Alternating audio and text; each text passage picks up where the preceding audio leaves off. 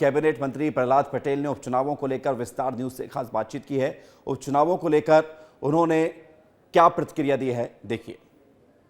मध्य प्रदेश में आज 2 उपचुनावों के लिए वोटिंग हो रही है और हमारे साथ हैं वरिष्ठ मंत्री प्रहलाद पटेल जी, जो लगातार इलेक्शन पे नजर रखे हुए हैं और मैं देख रहा हूं कि सामने विस्तार न्यूज़ ही देख रहे हैं। प्रहलाद जी, बहुत बहुत धन्यवाद आपका बात करने के लिए। मगर क्या लग रहा है आज 2 उपचुनाव में मध्य प्रदेश में जो है? देखिए, बुधनी रिकॉर्ड वाली हमारी सीट है। शिवराज जी इतने लंबे समय प्रतिनिधित्व किया है।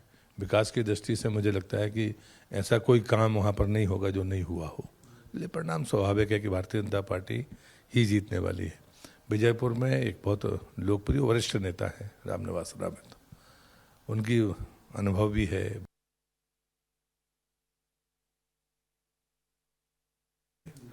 तो मुझे लगता है वो भी भारतीय जनता पार्टी चुनाव जीतेगी।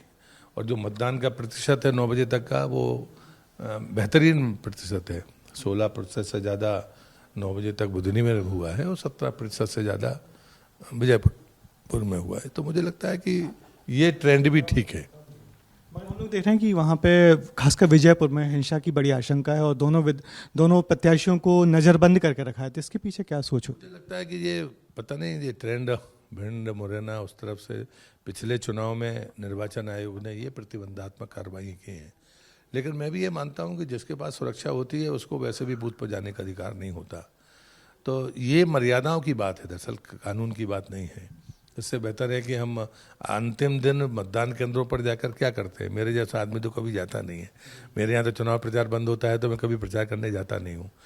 उससे कोई फर्क बहुत पड़ता नहीं मेरे हिसाब से। अगर हम लोकतांत्रिक मूल्यों की बात करें तो मैं इस बात का हिमायती हूँ कि प्रचार बंद होने के साथ में जो बड़े कद के सुरक्षा लिए हुए नेता हैं तो उनको मेरे ख्याल से इस क्षेत्र में नहीं जाना चाहिए। आपको लगता है सुरक्षा के लिहाज से पुलिस ने दोनों को बिठा लिया है? अब ये कारण तो निर्वाचन आयोग ही बताएगा, लेकिन ये ट्रेंड पिछले 2-3 चुनाव से देखने में आता है।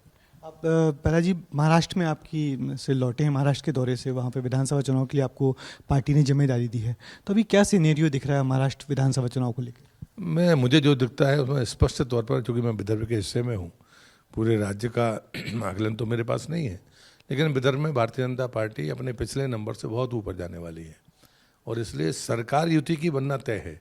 नंबर कितने आते हैं ये वाली बात है, अन्यथा तो वहाँ जो वातावरण है उस वातावरण में महायुति की सरकार बनना आप मान के चलिए सुनिश्चित है।